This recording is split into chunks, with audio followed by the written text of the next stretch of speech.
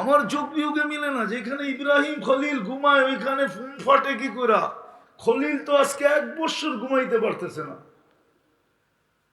হাইসেন না, ভাবেন নবীরা কবরে জীবিত থাকে, নবীদের শরীর মাটির উপরে হারাম। কি ওলামা একমত না নবী জীবিত না মরা? শরীর মাটির উপরে হারাম। ইব্রাহিম আলাইহিস সালাম 1 বছর ঘুমাইতে পারতেছে না। যদি সিস্টেম থাকতো তাহলে আমি এখন প্রজেক্টরে কবর দেখায় দিতাম। আমার সামনে আছে এখন কবর, কারণ আমি চোখে দেখা আসছি। অদিয়ে খলিল, আল্লাহকে যদি জিজ্ঞেস করি এই বন্ধুত্বের অর্থটা কি, খলিল তো 1 বছর ঘুমাইতে পারতেছে না।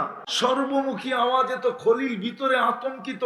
আপনি তো বলতেছেন ইত্তাখাযাল্লাহু ইব্রাহিমা খলিলা। এই বন্ধুত্বের দামটা কি? আল্লাহকে তো প্রশ্ন করতে মন চায়।